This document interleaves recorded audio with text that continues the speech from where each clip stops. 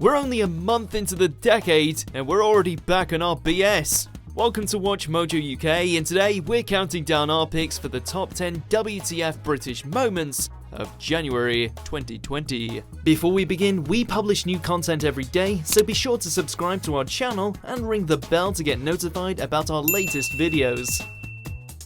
For this list, we're looking at the most bizarre stories to come out of the UK over the month of January. From Big Ben's bong to Teddy's tree attire, it's been a right strange one. Number 10, Bond says bye-bye to booze. James Bond. No, Mr. Bond, I expect you to be our designated driver. That's right, an ad for Heineken's alcohol-free beer was released starring Daniel Craig, aka James Bond. Pretty harmless stuff to build hype for the new movie and also promote an alcohol-free alternative for those who would need it.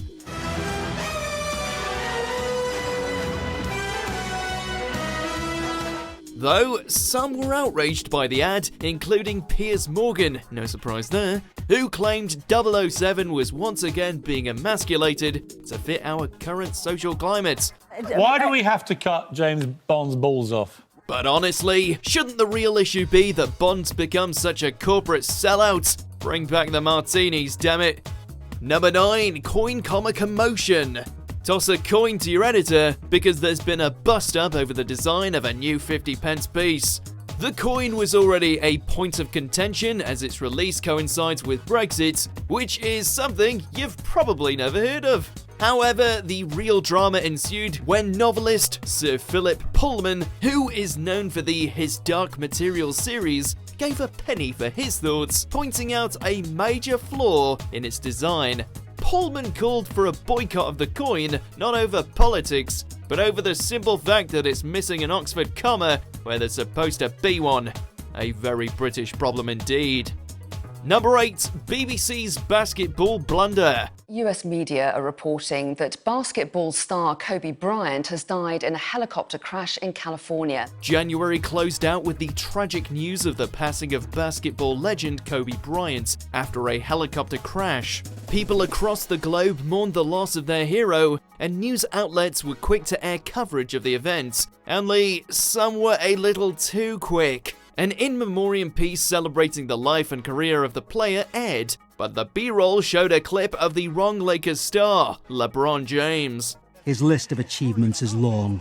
An all-star, an NBA champion. Honestly, how does this keep happening? Simple mistake or straight up ignorance? Who knows, but the BBC has since apologized for this major botch. We mistakenly showed pictures of another basketball player, LeBron James, and we do apologise for the error. Number 7, koala armor. Everybody looks very worried about this. I'm trying not to be worried because I'm being told that he can sense if I'm worried. ITV presenter Debbie Edward had quite the shock when she visited the Kangaroo Island Wildlife Park in Australia. She had the rare opportunity to get hands-on with one of Australia's deadliest creatures, the drop bear, which is said to fall out of trees and poison tourists with its venomous barbs. Really not happy. I'm gonna get the dart gun, just don't move. Don't move. Only, that's complete tosh, and the park workers were pulling an elaborate prank on her, making her suit up in armor to hold on to an innocent little koala. The whole thing was an absolute riot as Debbie panicked throughout the news piece until they mercifully cut the prank short. Good work, Sam. Thanks, mate. That was great. You were kidding me! You're kidding me! Number 6, Peter pours a pasteurized pint. 我是 Peter Phillips， 我爱喝娟山鲜牛奶。 Famous faces doing ads abroad for a bit of cash is hardly a new thing, but British royal family member Peter Phillips is quite the outlier. Videos surfaced of his appearance in a Chinese commercial for Jersey Cattle Fresh Milk, and it's quite bizarre to say the least. This is what I drink.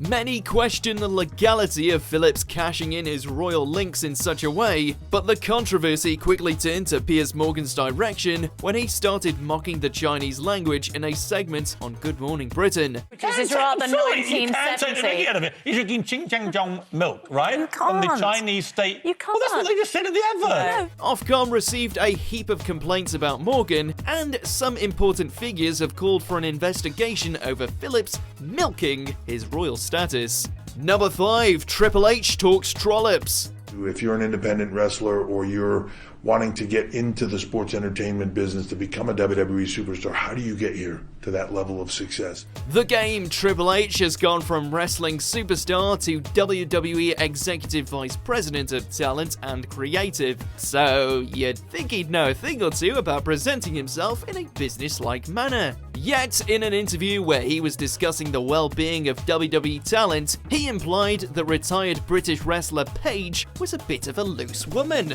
saying, "I would like to see them live long, healthy lives. You know, Edge has kids. Paige, maybe she probably has some she doesn't know of." Fans and friends were quick on the attack for this weirdly out of context diss, with Paige's boyfriend calling out trips on Twitter. We've been in a male-dominated industry for years, but you know what? The women have just grown so much. Things were quickly remedied when the cerebral assassin made a public apology. Number 4, Egyptian entices 80-year-old. And I said, "You are absolutely mad." Listen, we had to hear it, so you do too. For some reason, the story of an 80-year-old woman meeting the Egyptian man of her dreams on the internet is sweeping the nation. Iris finally met up with her 35-year-old toy boy after he professed his love for her, and the two engaged in a passionate evening. Don't ask us how this made it to news outlets. Many had concerns that the fella was just after her money, but Iris put her foot down, saying that this was not the case. She was brought on to This Morning to clear the air in an especially X-rated interview in which Holly and Phil had to put on a brave face whilst she gave some rather intimate details. Can I say what we used? A whole tube of KY jelly? Oh. TMI from the OAP.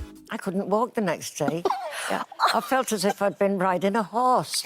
Number 3, battle for Big Ben to bong for Brexit. Will Big Ben bong for Brexit? Brexit has left our country divided more than any event in recent memory, and it seems that each week there's another argument between the Brexiteers and the Remainers. While the fiery battle over whether the song at the top of the charts on Brexit Day should be either Ode to Joy, the Europe anthem, or a song named, well, we can't say the word on here, so 17 million F-offs? The real battle was trying to get Big Ben to bong in celebration of Britain saying goodbye to the EU.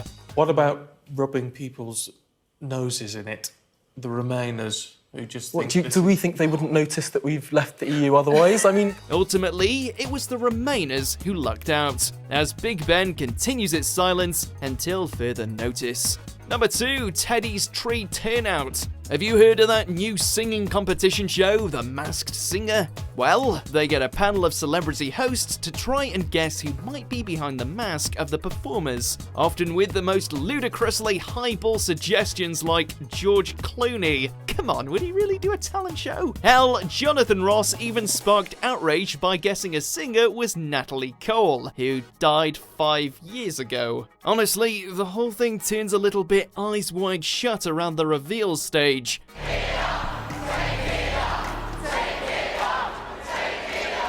Alas, none could have predicted that the man behind the Tree Guys was none other than retired football legend Teddy Sheringham. He was around and about, but not close enough. Before we get to our number 1 WTF moment of the month, here's some headlines that almost made the cut.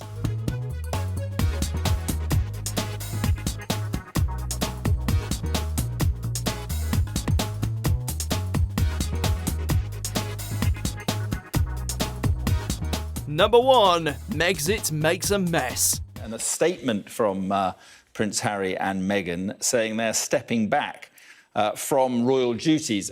Yep, you saw this one coming, mostly due to the fact that it's on the telly every single day with some shocking new developments. Just over a year and a half after their royal wedding, Prince Harry and Meghan Markle have announced they're leaving the UK in favour of Canada. Come off it, No, Paul. she didn't. She was a 35-year-old Hollywood star divorcee. This effectively means they'll be abandoning their royal duties to live the quiet life, a decision that has left the country divided, with some saying that Meghan has our Harry whipped, and others saying they should be allowed to live their lives.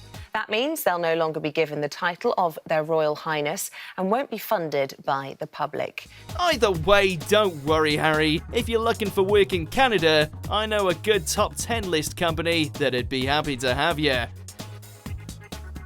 Do you agree with our picks? Check out this other recent clip from WatchMojo UK and be sure to subscribe and ring the bell to be notified about our latest videos.